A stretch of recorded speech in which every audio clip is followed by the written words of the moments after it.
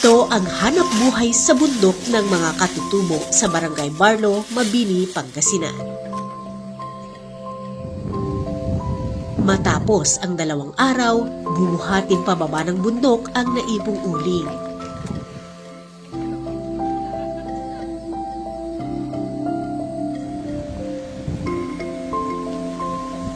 Sa lugar kung saan sila namumutol ng puno, pwede sanang magtanim ng gulay bilang alternatibong kabuhayan.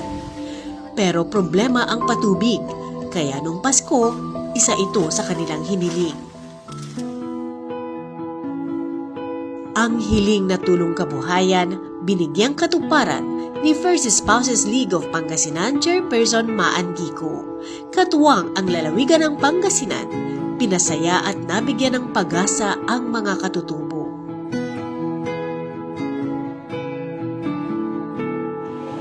Gyam-yaman kami ma'am, iti-ready nga itkad na kanyami, dakal nga tulong para iti farmers, kakadwami nga pa, pakalaglagay pan mi ready nga itkad ni Apo Gobernador.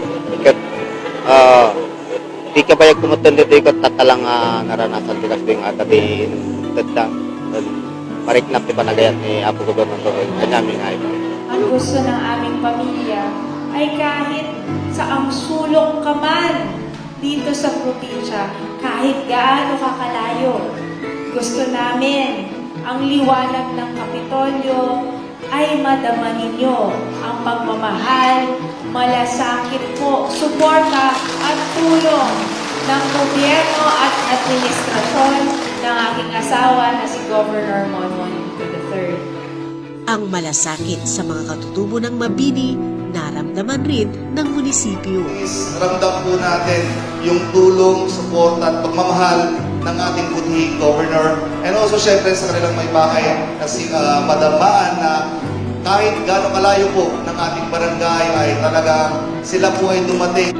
Bukod sa 17 rolyo ng hose para sa patubig, nabigyan rin sila ng mag-asawang baka, kalesa, water pump, grass cutter, mga punla ng gulay tulad ng talong, kamatis at mga sili at mga buto ng iba't ibang gulay, mga kalamansi, pala, piko, tabas, 10 knapsack sprayer at 1 unit na rice thresher. Maging ang barangay makikibahagi rin sa biyayang bigay ng lalawigan at FSLP para sa mga magsasaka. Tumanggap rin ng mga hygiene kits at mga food packs kabilang ng 1 kilong asin ang nasa 300 pamilya.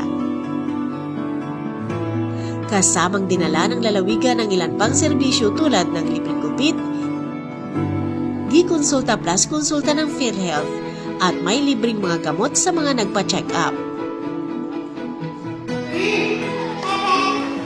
Mayroon ding palaro na na-enjoy ng lahat. Pinagsaluhan din ng lahat ang pananghalian na ihinanda para sa mga taga-Barlo. Kasama sa paghatid ng serbisyo ng Kapitolyo ang General Services Office, Engineering Office, PGO, Veterinary Office, PSWDO, PESO, OPAG, PIMRO at Dasol Community Hospital. Pangasinan ng Galing, Terry Aquino nagbabalita.